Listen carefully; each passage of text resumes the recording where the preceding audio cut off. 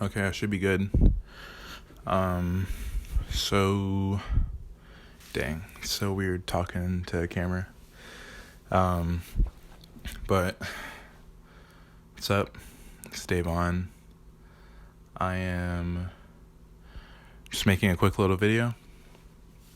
I'm going to be developing some black and white film. Pretty much, I did a shoot the Sunday that just passed, and I shot a mix of color and black and white film. Mainly shooting Kodak Tri-X 400 on my Hasselblad, and then shooting some Ilford HP5 on 4x5. And then there's some photos I'd taken like a few weeks back on 4x5 as well, using some expired, I forgot the name of that film, but it's an old Kodak film and they don't make it anymore. But yeah, reason I'm making this video though, it's not to be like a tutorial, but it's more so just an experiment, and I want to document it. I just recently went and picked up some HC110. It's my go-to developer. I just use Dilution B because it's simple and it lasts forever. I also picked up this Bellini C41 kit.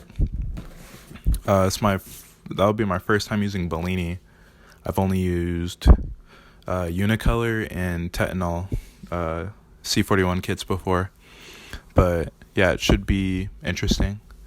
I'm interested to see what the results are. It has a separate bleach and fix stage, so it's not like a bleach and fixer mix. It's just two separate baths. So I'm interested to see what kind of results I get with that. I forgot to get new fixer for my to develop the black and white. This is part of the reason I'm making this video. I'm testing out this Ilford Rapid Fixer that I've had for like 2 going on 3 years. This one's older and there's less in here. This was mine. I used it for film development and darkroom prints, and this is another bottle from around the same time, like early 2023, maybe like February, like January, February. You can see it's not mine. It was somebody who I was letting use my darkroom occasionally. Once I had to move all my stuff out of the darkroom, I just took everything with me. But yeah, I'm gonna run some tests. I'm gonna use the rest of this, see if it works, and then test the other one, see if it works. They're both open, so I don't really expect them to work, but I'm gonna be testing them out on this roll of Kentmere 400. It's actually the first roll of Kentmere I've shot on 120, so I really don't know how it's supposed to look, other than what I've seen on the internet. But yeah, I'm testing it on this because I think when I shot this, I was more so just testing the film out instead of like shooting serious work on it. So I won't be too bummed if it doesn't come out. And I think I got it for free as well. But if they don't work out, then I'm just going to have to drive back up to Seattle and buy some more fixer, which is kind of a bummer because I wish I just bought it the other day when I was up there. So yeah, I'm going to cut, and I'm most likely going to be developing in the bathroom the next time you see me. Shit. Alright, so I am set up now. Not ready to develop quite yet. But you can see I have my development tank. I got the film loaded in there. Got like my graduated cylinders and my beakers and all that sort of stuff. I have my chemicals over here. So yeah, I'm gonna mix the chemicals real quick and probably time lapse that, and then I'll be back when I'm actually ready to start development.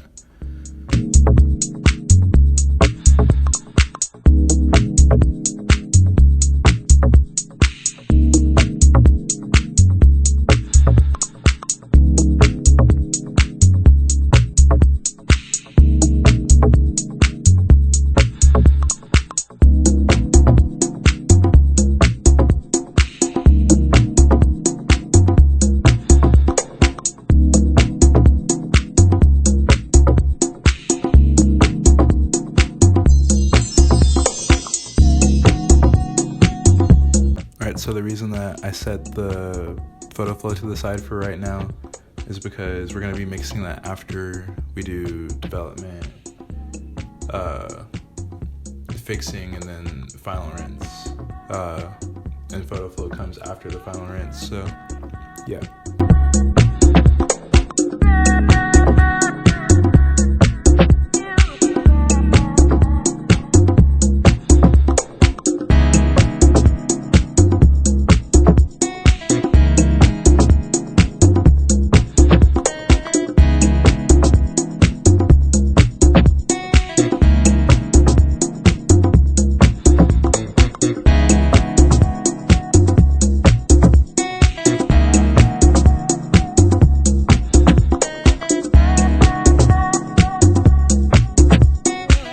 Alright, so you can see right over here, or maybe you can't, I have a thermometer, a digital thermometer, so I can get faster readings, but the reason I have that is because temperature is pretty important in developing, well, really any film, but to keep your results consistent, you want to stay locked in on your temperature. So I'm going to make sure my chemistry here is set at 69 to 70 degrees Fahrenheit. And with HC110, like I said before, I use dilution B.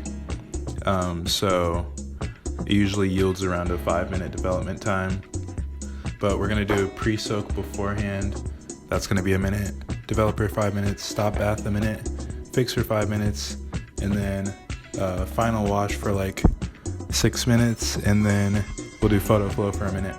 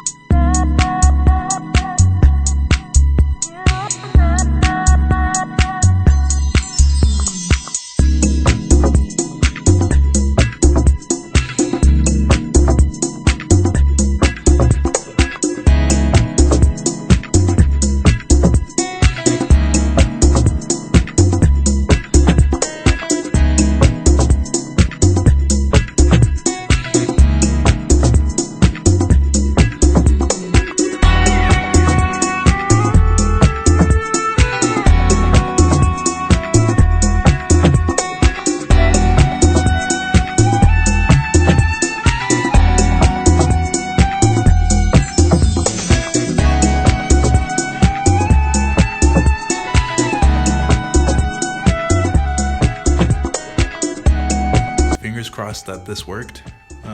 If not, then it's kind of what I expected. I still have to pull it off the reel, but it's not looking so good so far.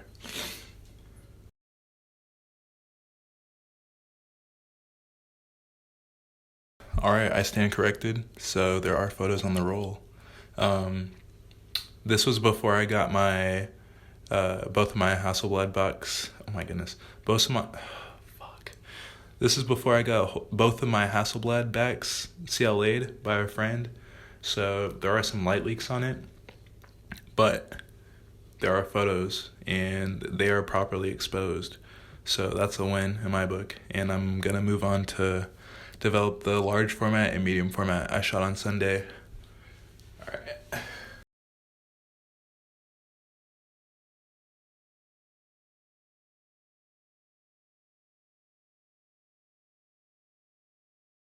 All right, so this is looking like a win in my book. We have, or it's kind of hard to see because it's not on a light table, but we have usable negatives. And yeah, I'm excited.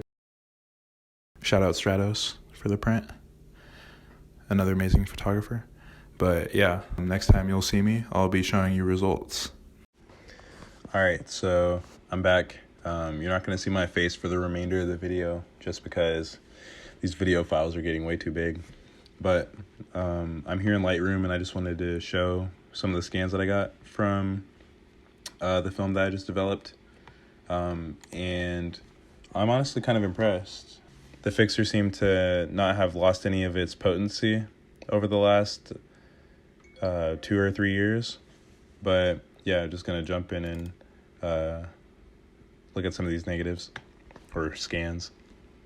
But yeah, here's the first one. It's just this photograph of carving in a picnic table, this little heart. And as you can see, it's held on to like a lot of the highlight and shadow information. So it's a pretty workable negative, and I'm sure I could do some adjustments to get an even more pleasing looking photograph. But honestly, I like the way that this looks already. But yeah, you can see the light leaks are more evident towards the edges of the frame, but I'm just gonna ignore it. I think it's, honestly, really don't mind it. But yeah, here's the second scan. I completely missed focus on this photo, but it's whatever. But yeah, once again, you can see it held on to like the highlight information pretty well. It gets kind of muddy over here, I'm not gonna lie. But yeah, shadows held up a decent amount of detail. And I'm sure if I, like again with this one, if I wanted to edit it, I'm sure I could get a pretty pleasing looking photo. It's the third photo. This is one of my more favorite ones. I think the picnic table one is probably my number one, and this would be a close number two. But yeah, I like this, I don't know, I like the scene, but yeah, you can see the highlight retention.